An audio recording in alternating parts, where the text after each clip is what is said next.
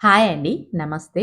Welcome to Suhasini's kitchen. నేను మీ సుహాసిని రెడ్డి. ఈరోజు మన కిచెన్‌లో ఒక simple and tasty lunch box రెసిపీని చేసి చూపించబోతున్నా. చాలా చాలా క్విక్‌గా ప్రిపేర్ చేసుకోవచ్చు. రుచి చాలా బాగుంటుంది. ఇంట్లో ఎలాంటి వెజిటబుల్స్ లేకున్నా సరే మనం రుచికరమైన రైస్‌ని అయితే తయారు చేసుకోవచ్చు. మరి చాలా సింపుల్‌గా తయారు చేసుకునే ఈ రైస్‌ని మీరు కూడా ఒక్కసారి ట్రై చేయండి. టేస్ట్ ఎలా వచ్చిందో కామెంట్ చేయండి. ఇందుకోసం స్టవ్ మీద ఒక పెనం పెట్టుకొని, అందులోకి పోపుకి సరిపడా ఆయిల్ వేసేసుకోండి. ఆయిల్ వేడెక్కిన తర్వాత పావు కప్పు వేరుశనగ విత్తనాలను వేసి, కాస్త లైట్ కలర్ వచ్చేదాకా వేయించుకోవాలి.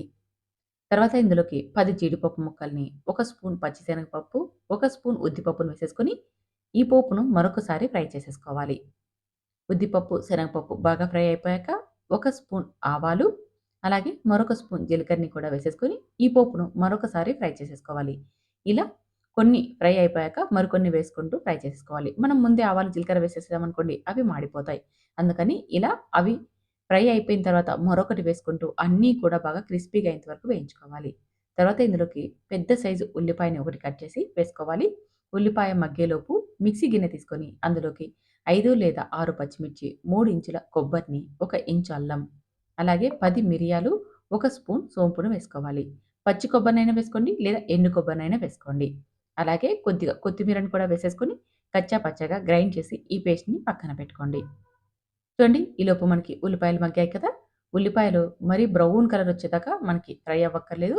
కాస్త ఫ్రై అయిపోతే సరిపోతుంది. ఇప్పుడు ఇందులోకి మనం ఇందాక గ్రైండ్ చేసుకున్నాం కదా! ఈ పచ్చి కారంనంతా కూడా ఇందులోకి వేసేసుకోవాలి. అలాగే ఒక చిటికెడు పసుపును కూడా వేసేసుకోండి. మరీ ఎక్కువ వేసుకోకండి. చిటికెడు మాత్రమే వేసుకుంటే సరిపోతుంది. లో ఫ్లేమ్‌లో ఈ పచ్చి కారాన్నంతా పచ్చి వాసన పోయేంత వరకు వేయించుకోవాలి. దాదాపు మనకి 10 నిమిషాలు టైం పడతది ఇదంతా ఫ్రై అవ్వడానికి. ఇలా లో ఫ్లేమ్‌లో మగ్గించుకోవడం వల్ల టేస్ట్ కూడా చాలా బాగుంటుంది. హై ఫ్లేమ్‌లో పెట్టేసామంటే ఘాటొచ్చేస్తుంది. ఇదంతా బాగా ఫ్రై అయిపోయిన తర్వాత రుచికి సరిపడా ఉప్పును వేసేసుకొని ఒకసారి అంతా బాగా కలిసేలాగా కలుపుకోవాలి. ఇప్పుడు ఇందులోకి ముందుగానే ప్రిపేర్ చేసి పెట్టుకున్న రైస్‌ని వేసేసుకోవాలి. ఇలా మనం వేడి అన్నంతో అయినా తయారు చేసుకోవచ్చు. లేదా మనకి రైస్ మిగిలిపోతూ ఉంటుంది కదా! అప్పుడప్పుడు అలా మిగిలిన రైస్‌తో అయినా సరే మనం ఈ రైస్‌ని ప్రిపేర్ చేసేసుకోవచ్చు. ఇలా రైస్‌కు మొత్తం ఈ కారం అంటేలాగా బాగా కలుపుకోవాలి. దాదాపు మరొక 5-10 నిమిషాల పాటు ఈ రైస్ మొత్తం మీడియం ఫ్లేమ్‌లో కలుపుతూ ఫ్రై చేసేసుకోవాలి. ఇలా అంతా బాగా ఫ్రై అయిపోయాక ఒకసారి రుచికి సరిపడా ఉప్పు అయిందో లేదో చెక్ చేసేసుకోవాలి. ఇలా చెక్ చేసేసుకోవడం వల్ల ఒకవేళ తక్కువ అనిపిస్తే ఇప్పుడే మనం వేసేసుకోవచ్చు.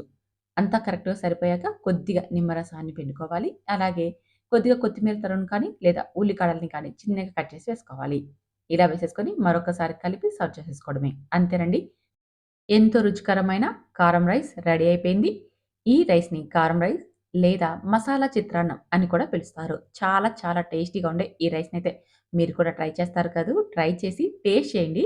టేస్ట్ చేసిన తర్వాత ఎలా వచ్చిందో కామెంట్ చేయండి. రుచి నచ్చితే మీ ఫ్రెండ్స్, ఫ్యామిలీ మెంబర్‌కి కూడా ఈ వీడియోని షేర్ చేయండి. ఇలాంటి వీడియోస్ కోసం మన ఛానెల్‌ని సబ్స్క్రైబ్ చేసుకొని ఫాలో అవ్వండి. Thank you for watching.